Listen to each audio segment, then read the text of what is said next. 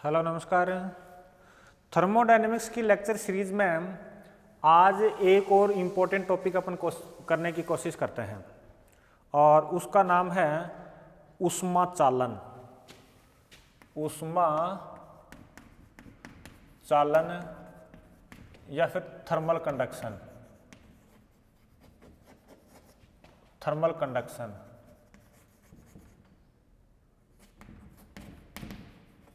देखो, अगर आपने पहले वाला टॉपिक ठीक से पढ़ा है, श्यानता वाला टॉपिक, विस्कोसिटी वाला टॉपिक अगर आपने ठीक से पढ़ा है तो इसमें थोड़ा सा मॉडिफिकेशन करना है अपन को, कुछ भी नहीं करना है।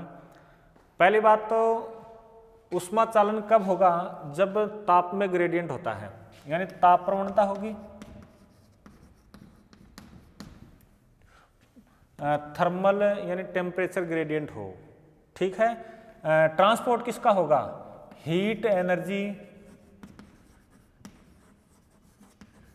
का ट्रांसपोर्ट होता है। ट्रांसपोर्ट यानी अभिगमन होता है, ये भी याद होगी सबके।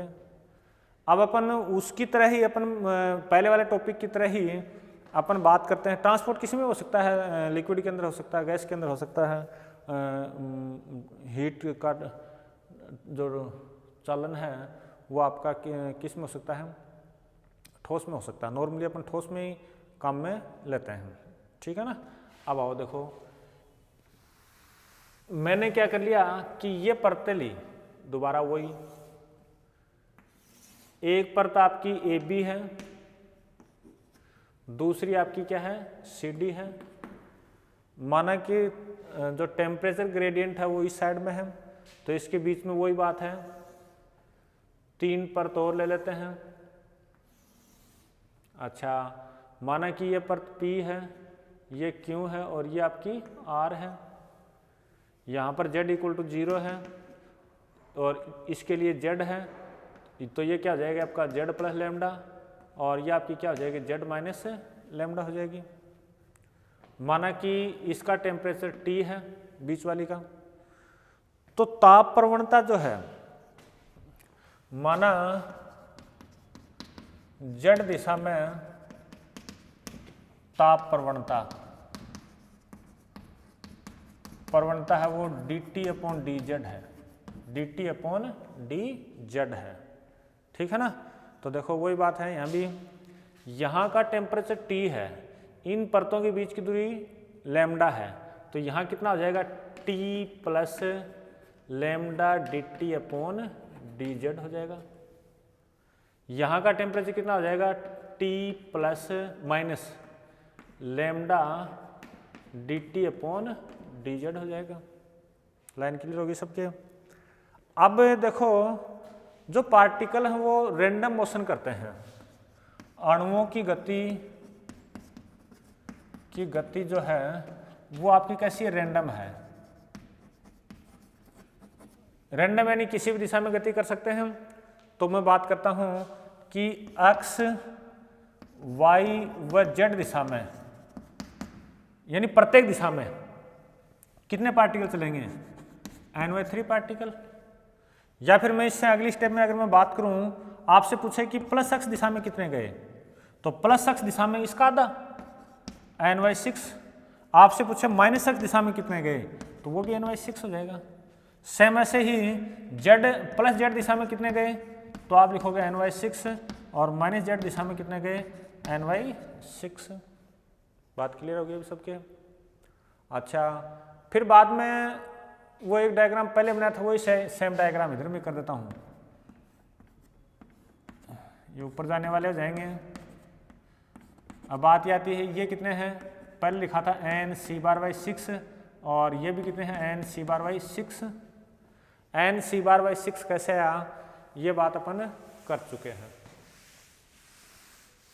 अब आ गया, और देखो अपन लोग देखो, माना कि प्रत्येक अणु की स्वतंत्रता की कोटि, ये डिग्री ऑफ फ्रीडम है। डिग्री ऑफ फ्रीडम कितनी है? F है। तो प्रति अणु जो ऊर्जा है वो कितनी हो जाएगी? आप लोग जानते हैं 1/2 F kT हो जाएगी, 1/2 F kT हो जाएगी अपने, ठीक बात है ना। तो देखो, हाँ भाई, एक तो ये बात समझ आ गई ये सबके। ये N C bar by lambda अगर आपको निकालना है तो काल्पनिक बेलन लेना होगा। क्या लेंगे अपन? काल्पनिक बेलन लेंगे, ठीक है ना, जिसका अनुप्रस्थ काट 1 है और जिसकी लंबाई क्या है? लेमडा है। फिर बाद में इसका आयतन कितना हो जाएगा? इसका आयतन हो जाएगा लेमडा हो जाएगा, ठीक है ना। तो थोड़ा कर लेता हूँ। अगर अणुओं का घनत्व है, अणुओं का घनत्व स्मॉल n है, स्मॉल n है, ठीक बात है। ये जैसे मान लो एक जगह पर ले लेता हूँ, ये बेलन ले लिया है ना। आप देखो इस बेलन में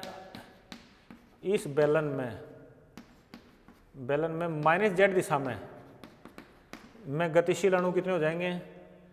n/6 इंटू लेमडा। फिर बाद में ये तो अनुप्रस्थ कैसा है? एकांक अनुप्रस्थ काट का है। एकांक समय के लिए अपन ने ये पहले वाले टॉपिक में किया था n λ/6 बटा समय। और समय कैसे निकालते हैं? जैसे लेमडा अपॉन सी बार से निकालते हैं, ठीक है ना। और इसको जब सोल्व करते हैं तो ये आपका आता है n/6। इस प्रकार से मैं पहले कर चुका हूँ, थोड़ा सा रिवाइज किया अपना, है ना, तो आपके याद हो गया। फिर देखो अपन मैं बात कर रहा हूँ, देखो इसको आप ऐसे समझना, परत क्यों को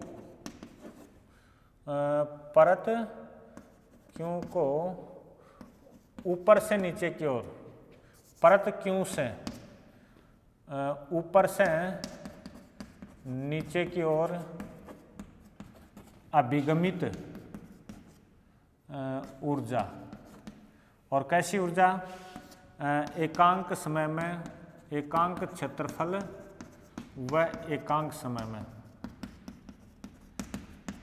में, ठीक है ना। तो क्या लिखूं? उसको अगर आप लिखना चाहो तो ये JU लिखा, और इसमें Z अक्षर ऐसे करना चाहो तो कर लो, चाहे कोई खास बात नहीं है। इसमें ये बाद में कर लेंगे, है ना। तो बोल करवाओ। पहले एक पार्टिकल की बात कर लूँ। परत P पर है वो एक पार्टिकल, उसकी ऊर्जा कितनी होगी?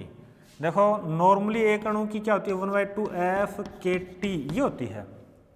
लेकिन परत P वाले पार्टिकल है उसका टेम्परेचर है T + लेमडा dT/dz, ये है।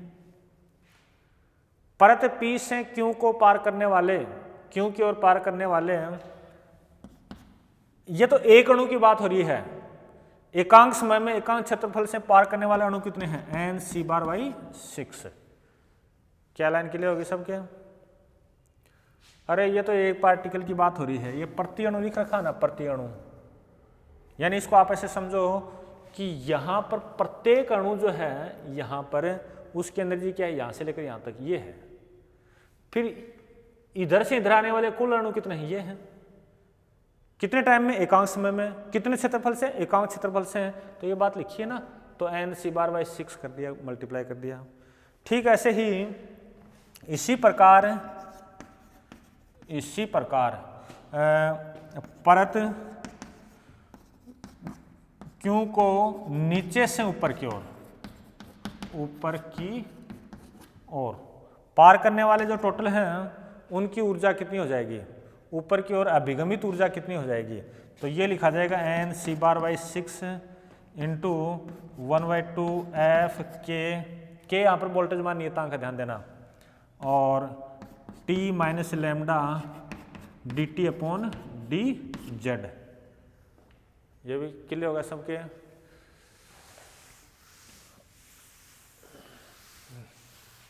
अब देखो ऊपर की ओर परिणामी अभिगमित ऊर्जा, अगर उसको मैं JU लिखूं, थोड़ा गौर करना बात पे। यहाँ पे शॉर्ट में लिखने के लिए इतना ही लिखा है, ऊपर की ओर परिणामी अभिगमित ऊर्जा। पूरा लिखता तो ये लिखता ऊपर की ओर एकांक क्षेत्रफल से एकांक समय में अभिगमित परिणामी ऊर्जा। तो इसमें से ये माइनस करूंगा तो ये आएगा आपका, चलो लिख देता हूँ nc/6 इंटू ये आ गया 1/2 F K T minus lambda D V upon D Z minus N C bar by 6 और into 1/2 F K T minus lambda ये plus D V upon D थोड़ी वी थोड़ी, अरे वी टी है, सही है, यहीं गलत किया है, D T upon D Z. चलिए अब देखो मेरी बात सुनना, ये थोड़ा प्लस माइनस करो, और जब प्लस माइनस अब अपन लोग करते हैं तो अपने पास में क्या प्राप्त हो जाएगा, अपने पास में प्राप्त हो जाएगा माइनस 1/6 एन सी बार, क्यों ये तो हो जाएगा वैसे एन सी बार और एफ के lambda D T upon D Z, D T upon D Z आपको प्राप्त हो जाएगा, एफ के lambda D T upon D Z आपको प्राप्त हो जाएगा। बात याद होगी सबके। अब देखो ये क्या है, काम की बात अगर मैं करूं, ये स्टेप नंबर 1 दे दो इसको। वी नो दैट कि जे यू जो है ये इक्वल टू क्यू अपॉन ए, और ये अपने क्या निकाला था माइनस कैपिटल के, ये थोड़ा स्मॉल के कर देना इसको, है ना, और याद हो तो D T upon D Z ये निकाला था। समीकरण 1 व 2 की तुलना करो, समीकरण 1 व 2 की तुलना करने पर आपके पास में कैपिटल के है वो किसके बराबर आ जाएगा, कैपिटल के है वो किसके बराबर आ जाएगा उसकी बात कर लो।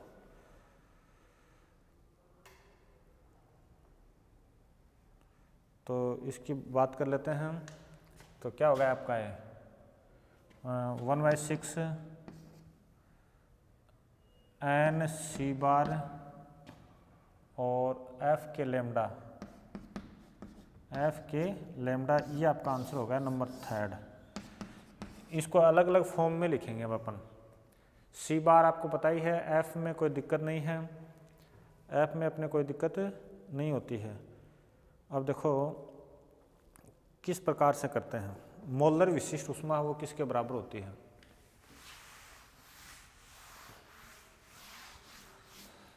देखो अगर मोलर विशिष्ट ऊष्मा की अगर मैं बात करता हूँ, मोलर विशिष्ट ऊष्मा की जब बात करता हूँ, CV जो है ये किसके बराबर होती है, ये बराबर होती है 1/2 एफ आर के बराबर होती है, 1/2 एफ आर के बराबर होती है।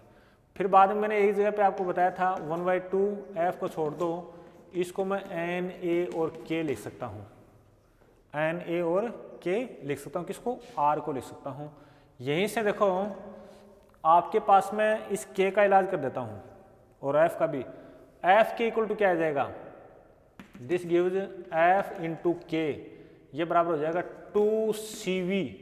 2CV अपॉन एन ए, ये आ गया आपका, अपॉन क्या आ गया आपका एन ए आ गया। तो कैपिटल के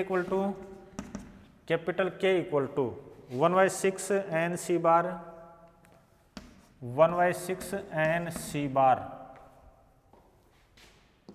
एफ के की जगह चलो पहले लेमडा लिख दिया, लेमडा, और एफ के की जगह क्या लिखूं 2CV अपॉन एन ए लिख दिया, 2CV अपॉन एन ए लिखा।